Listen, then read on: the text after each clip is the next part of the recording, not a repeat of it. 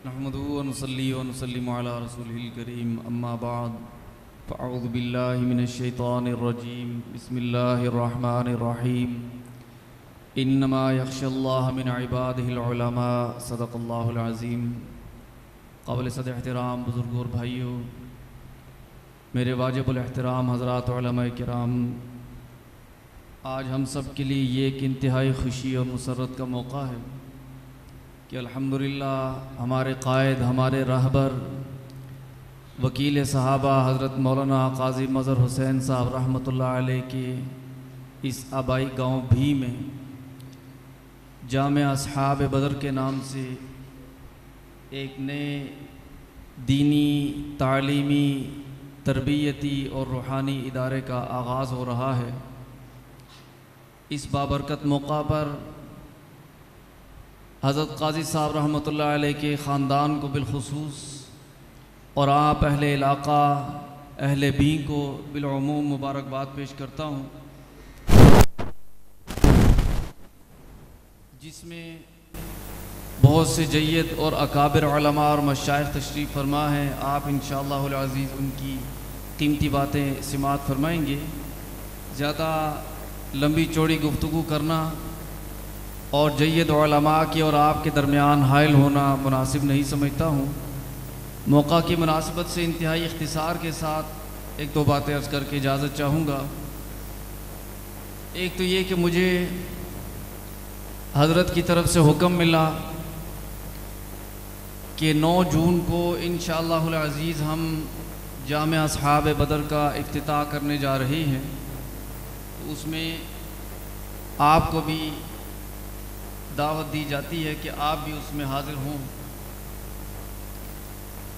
तो हमारा कुछ दीगर मुख़लिस साथियों के साथ भी रब्ता हुआ और मैं इंतहाई शुक्रगुज़ार हूँ अपने उन तमाम अहबाब का जिनमें बरादर मुकर्रम हज़रत मौलाना क़ारी अताउल्लाह तारिक साहब मुद्दज़िल्लुहु, हमारे उस्ताद मोहतरम हज़रत मौलाना नूर इलाही साहब दामत बरकातुहुम, इलाक़ा डुमेली से हमारे मोहतरम हज़रत मौलाना क़ारी मोहम्मद इसहाक़ फ़ारूक़ी साहब मुद्दज़िल्लुहु, जेहलम से हज़रत जहलमी रहमतुल्लाह अलैह के इंतहाई मोअतमद अलैह साथी हज़रत मौलाना हाफिज़ हुसैन अहमद साहब मदनी रहमतुल्लाह अलैह कोटलिया लयार वाले, उनके फ़र्जंद और जानशीन मौलाना हाफिज़ असद मदनी साहब मुद्दज़िल्लुहु और हज़रत मौलाना हकीम मुख्तार अहमद साहब अल हुसैनी रहमतुल्लाह अलैह के फ़र्जंद और जानशीन मौलाना क़ासिम अल हुसैनी दामत बरकातुहुम और दीगर उलमाए किराम का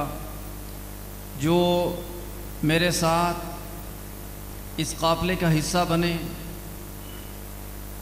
और आज आप हज़रात की ज़ियारत करने का भी मौका मिला और इस बाबरकत महफ़िल में शिरकत करने का भी मौका मिला। अल्लाह रब्बुल इज़्ज़त हमारा ये मिल बैठना, हाज़िर होना अपनी बारगाह में कबूल व मंजूर फरमाए। मेरे बुज़ुर्गों और भाइयों, मुसलमान जहाँ भी होता है सबसे पहले तो मस्जिद का इंतज़ाम करता है। दुनिया में कहीं भी मुसलमान आबाद हों, सबसे पहले वो मस्जिद की फ़िक्र करते हैं ताकि नमाज पढ़ी जा सके, अल्लाह की इबादत की जा सके। और उसके बाद दूसरे नंबर पर दीनी तालीम का अहतमाम किया जाता है। जितनी साजिशें दीन इस्लाम और मुसलमानों के ख़िलाफ़ 14 सदियों से हुई हैं, किसी भी मज़हब के ख़िलाफ़ इतनी साजिशें हों उसका बाकी रहना बज़ाहिर मुमकिन नज़र नहीं आता।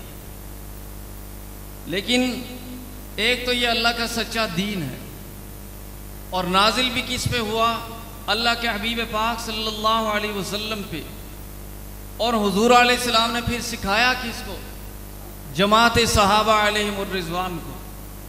तो नाजिल करने वाली ज़ात भी खालिक कायनात, जिन पे नाजिल किया वो भी महबूब खुदा, और फिर जिनको सिखाया गया वो अल्लाह के भी प्यारे और अल्लाह के हबीब सल्लल्लाहु अलैहि वसल्लम के भी प्यारे। ये तो सबसे बुनियादी वजह है इस दीन के बाकी रहने की। और आज के दौर में एक ज़ाहिरी सबब इसका ये भी है कि मुसलमान अल्हम्दुलिल्लाह अल्लाह के सच्चे दीन को पढ़ते और पढ़ाते हैं। इसको सीखने और सिखाने का सिलसिला मुसलमानों ने जारी रखा हुआ है। और यही वजह है कि आज भी आलम कुफर इस्लाम को मिटाने के लिए जब भी कोशिश करता है उसका निशाना हमेशा दीनी मदारिस होती है, दीनी तालीम होती है। इसलिए कि वो जानते हैं कि मुसलमान जब तक दीन पढ़ते पढ़ाते रहेंगे ये दीन कायम रहेगा, इस दीन को मिटाना मुश्किल होगा। लेकिन दुनिया भर में अल्हम्दुलिल्लाह छोटे बड़े मुख्तलिफ नौइयत के दीनी तालीमी इदारे मौजूद हैं, लेकिन हम सब का अपना एक ख़ास नज़रिया है।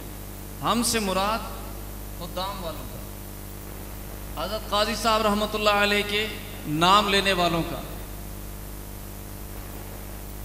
कि हमारे अकाबिरीन ने जिस नहज पर दीन इस्लाम के लिए मेहनत की हमने उसको कायम रखने की कोशिश करनी है। मिसाल के तौर पर हज़रत जहलमी रहमतुल्लाह अलैह 1945 में जहलम की जामिया मस्जिद गुंबद वाली में आपने खिताबत का सिलसिला शुरू फरमाया। रमज़ान शरीफ में कुरान पाक सुनाने के लिए हाफिज़ नहीं मिल रहा, पता चला कि वो दीना के पास एक गांव में कोई हाफिज़ है, उससे मिलने चले गए उसको लाने के लिए। जब मुलाकात हुई तो हज़रत को बड़ी मायूसी हुई कि वो हाफिज़ साहब की इतनी इतनी दाढ़ी, मदूदी स्टाइल। तो हज़रत तो इन चीज़ों में कंप्रोमाइज़ करने वाली शख्सियत नहीं थे। हज़रत ने फरमाया कि हम छोटी छोटी सूरतों में तरावीह पढ़ लेंगे, कम अज़ कम नमाज तो हमारी सही हो ना। उसके बाद हज़रत ने इरादा फरमाया और जामिया हनफिया तालीमुल इस्लाम की बुनियाद रखी। साथियों से मशवरा फरमाया कि आज हमें ये दाढ़ी का मसला पेश आया, कल को किसी अकीदे का मसला निकल आएगा, हम क्या करेंगे? तो क्यों ना अपने पाक साफ हाफिज तैयार करें जिनमें ना अकीदे का कोई मसला हो, ना उनकी वज़ाक़ता शरीयत के ख़िलाफ़ हो। ये बुनियाद थी जामिया हनफिया की। और अल्हम्दुलिल्लाह अल्लाह ने फिर हज़रत के जज्बे को और उनके इखलास को कबूल भी फरमाया। आज अल्हम्दुलिल्लाह पूरी दुनिया में उस जामिया का फैज़ फैला हुआ है। इसी तरह ये भी हमारे लिए बड़ी अहमियत रखता है। मैं एक छोटा सा वाक़या करके अपनी बात को समेटता हूँ। मैंने यहाँ भी कॉन्फ्रेंस के मौका पर भी एक मरतबा ये वाक़या सुनाया था कि भी कॉन्फ्रेंस से पहले हम जब अपने अहबाब को दावत देते हैं, मुतवज्जे करते हैं कि भाई आओ सारे तैयार हो के हमारे साथ भी जाना है कॉन्फ्रेंस में, तो हमारे जहलम के करीब एक गांव है जहाँ किसी ज़माना में अक्सरियत कादियानियों की थी। आज अल्हम्दुलिल्लाह वहाँ मुसलमान भी बड़ी तादाद में मौजूद हैं और हमारी जामिया की माशाल्लाह एक शाख वहाँ मौजूद है मस्जिद और मदरसे की सूरत में। वहाँ से चंद साल पहले कुछ लोगों ने इस्लाम कबूल किया।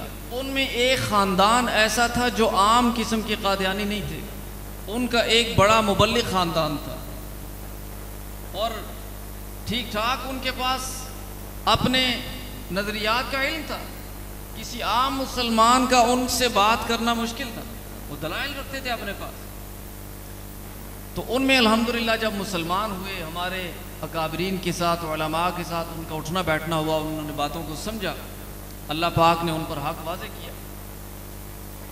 उनमें से एक आदमी इत्तिफाक से किसी काम से मेरे पास आया, तो मैंने उसको बताया जी कि फ़लाँ तारीख को हम भी जा रहे हैं सालाना सुन्नी कॉन्फ्रेंस से इंशाल्लाह, तो आपने भी हमारे साथ चलना है। तरीका यही होता है ना, भी जो मिलने वाला जानने वाला मिले उसको दावत दी जाए। कोई तैयार हो जाता है, कोई नहीं तैयार होता, मसरूफियात भी होती हैं अपनी अपनी। तो वो भी कुछ उज़र करने लगा। तो मैंने पूछा कि भाई कभी चकवाल के इलाके की तरफ गए हो, कभी भी देखा है? कहने लगे जी कि चकवाल तो देखा हुआ है लेकिन भी नहीं देखा। थोड़ी देर खामोश हो गया। उसके बाद कहने लगा कि कारी साहब आपको पता है कि मैं जमात अहमदिया का हिस्सा रहा हूँ, और ये याद रखना कि जिस शख्स का भी जमात अहमदिया के साथ ताल्लुक़ हो, उसने भी देखा हो या ना देखा हो, भी का नाम ज़रूर जानता है।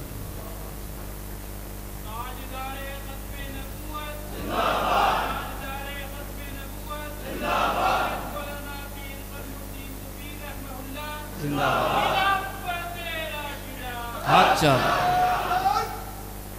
तो इसलिए मैंने ये बात अर्ज़ की कि ये मकाम, ये जगह हमारे लिए बड़ी अहमियत रखती है। इस जगह पर बसने वालों से अल्लाह पाक ने अपने दीन का बड़ा काम लिया है। वो चाहे ख़त्म नबूवत का महाज हो, नामूस रिसालत का हो, नामूस सहाबा का हो, रद्द बिदात का हो, कोई भी महाज हो। और आज अल्हम्दुलिल्लाह ये हमारे लिए इंतहाई खुशी और मुसर्रत का मौका है कि हमारे उन्हीं अकाबरीन की औलादें आज अल्हम्दुलिल्लाह उनके मिशन को आगे बढ़ाने के लिए एक नए आज़म के साथ कदम बढ़ाने जा रही है।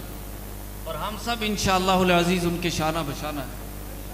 और मेरी ये दुआ है कि अल्लाह रब्बुल इज़्ज़त कायद मोहतरम वकील साहबा हज़रत मौलाना क़ाज़ी ज़हूरुल हुसैन साहब अज़हर दामत बरकातुहुम को, जो कि पिछले कुछ अरसा में शदीद अलील भी रहे हैं, अल्लाह पाक हज़रत की ज़िंदगी और सेहत में बरकत अता फ़रमाएँ। हज़रत का साया हमारे सरों पर तादेर कायम रखें, हमारे जितने भी अकाबरीन हैं।